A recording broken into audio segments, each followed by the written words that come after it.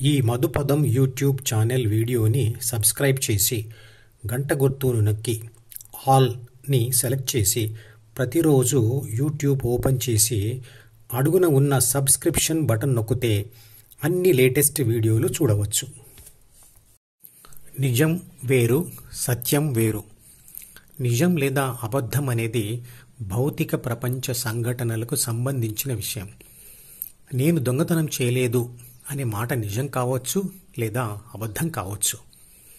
సూర్యుడు భూమికి తూర్పున ఉదయిస్తాడు అనేది భూమి ఉన్నంత వరకు మాత్రమే నిజం.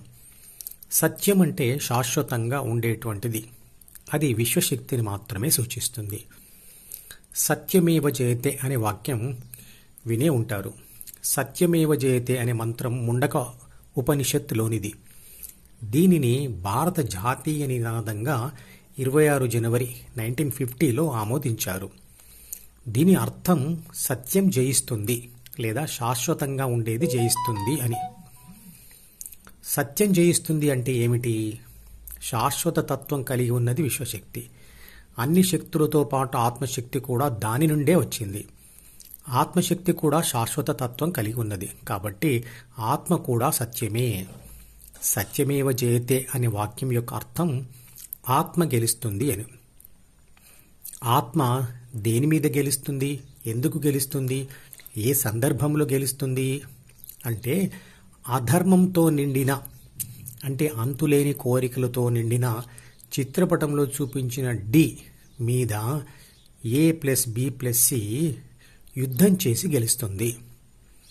హృదయ సామ్రాజ్యాన్ని, అంటే చిత్రపటంలో చూపించిన హెచ్ను తన వశం చేసుకుంటుంది.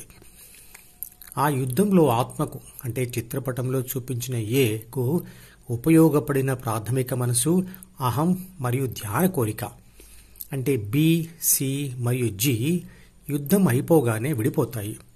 అప్పుడు ఆత్మశక్తి పరిశుద్ధమైన విశ్వశక్తిలా ఒంటరిగా తటస్థంగా ఉండిపోతుంది. సత్యమేవ జయతే అనే దానిని జాతీయ నినాదంగా స్వీకరించడానికి మరియు ధ్యానంలో ఆత్మ గెలవడానికి ఉన్న సంబంధం ఏమిటి? అంటే అధికారంలో ఉన్న మనిషి అనేక కోరికలతో నిండిన తన ద్వితీయ మనసు ద్వారా తీసుకునే నిర్ణయం లేదా చేసే పని ఏది కూడా ధర్మబద్ధంగా ఉండదు. అంటే చేసే ప్రతి పని వెనకాల ఏదో ఒక స్వార్థ భావన ఉంటుంది. కానీ ధ్యానం చేస్తూ క్షత్రియ దశకు చేరుకున్న వాడి ఆత్మ కోరికలతో నిండి ఉన్న మనసును జయించి హృదయంలో ఉంటూ తీసుకున్న నిర్ణయాలన్నీ కూడా జయిస్తాయి. అవి ధర్మబద్ధంగా ఉంటాయి. కాబట్టి నిర్ణయాధికారం కలిగి ఉన్న ఏ వ్యవస్థ అయినా, అంటే ప్రభుత్వమైనా, న్యాయస్థానాలు అయినా, పాఠశాలలు అయినా, కుటుంబ వ్యవస్థ అయినా, ఇంకా ఏ వ్యవస్థ అయినా ధ్యానం చేసేవాడు అధికారి అయి ఉంటే అతని నిర్ణయాలు ధర్మంగా ఉంటాయి. అవి విజయాన్ని పొందుతాయి. యోగి అయిన రాముడు, కృష్ణుడు రాజుగా ఎలాంటి పరిపాలన చేశారో అందరికీ తెలుసు. ఈ రోజుల్లో యోగి ఆదిత్యనాథ్ ముఖ్యమంత్రిగా ఉన్న ఉత్తరప్రదేశ్ రాష్ట్రంలో అవినీతి, అక్రమాలు ఎలా నియంత్రించబడుతున్నాయో, అక్కడి నిర్ణయాలు ఎంత ధర్మబద్ధంగా ఉన్నాయో అందరికీ తెలుసు. కుటుంబమే లేని వాడికి ప్రజలంతా కుటుంబంగానే అనిపిస్తుంది కదా.